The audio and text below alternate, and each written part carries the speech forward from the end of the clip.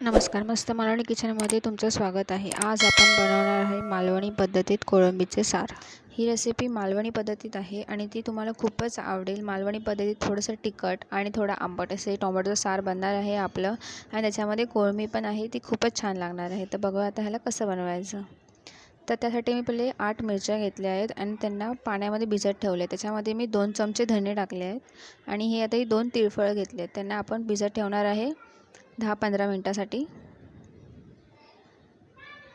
तिथे आता मी 2 बारीक टोमॅटो घेतले आहेत कापून उभे, 1 वाटी खोबरं घेतलं आहे, 4 कांदे घेतले आहेत बारीक कांदे आणि ही आधी कोळंबी त्याला मी मीठ लावून आणि हळद लावून ठेवून दिलं होतं धुवून स्वच्छ। तर आता मी मिक्सरच्या भांड्यामध्ये पहिलं ते मिरचीचं सगळं लावून घेणार आहे। मिरची आणि धणे आणि ते तिळफळ होतं त्याची आपण बारीक पहिली पेस्ट बनवून घ्यायची आहे।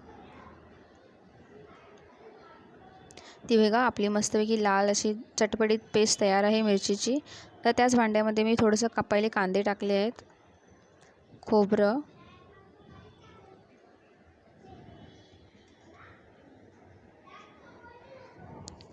त्यांना आपण पहिले लावून घेऊया।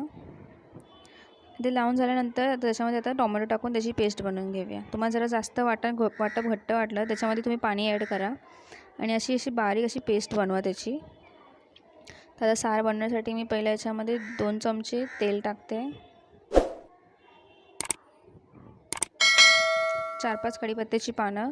माझ्याकडे लसूण नव्हती म्हणून मी लसूण टाकले नाही, तुम्ही त्याच्यामध्ये लसूण पण टाकू शकता।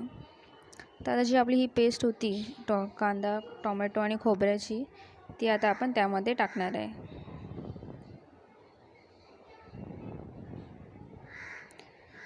तेलामध्ये त्याला चांगलं परतून घ्यायचं आहे आपल्याला। आता त्यामध्ये मी ती आपली लाल मिरचीची पेस्ट बनवलेली आपण ती टाकणार आहे। मी इथे 4-5 चम्मचच टाकले आहेत, तुम्हाला पण जेवढे पाहिजे तुम्ही त्याच्यामध्ये टाकू शकता। माझ्याकडे थोडी जास्त बनली होती म्हणून मी ते कमी टाकली आहे। तर त्याच्यामध्ये मी 2 ग्लास पाणी ॲड करते, तुम्हाला पाहिजे तेवढं तुम्ही पाणी त्याच्यामध्ये ॲड करू शकता। मला हे टोप भरून बनवायचं आहे तर मी आता त्याच्यामध्ये पाणी जरा जास्त ॲड केलं आहे। तर आता आपण ह्याला चांगलं जरा मिक्स करूया। त्यामध्ये मी 1 चमचा हळद टाकते आता,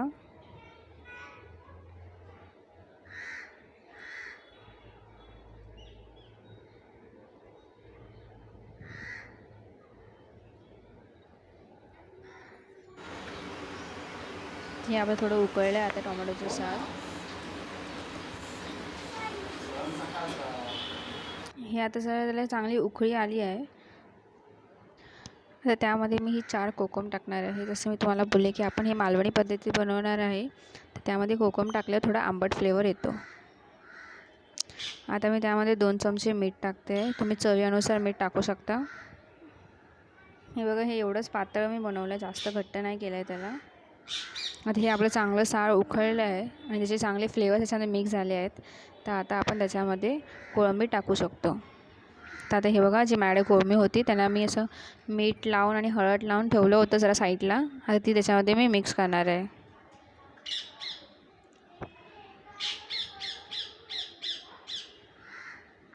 आता आपण ह्याला चांगलं मिक्स करून घेऊया आणि आता ह्याला आपण 10 मिनिटांसाठी चांगलं उकळून घेणार आहे, 10 ते 15 मिनिटं।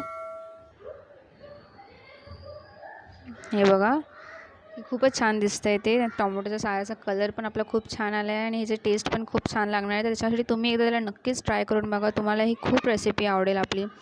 थोडंसं तिखट आणि थोडंसं आंबट लागतं हे सार, खूपच छान आहे।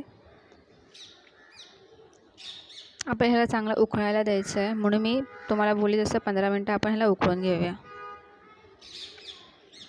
तर हे आपलं तयार झालं आहे।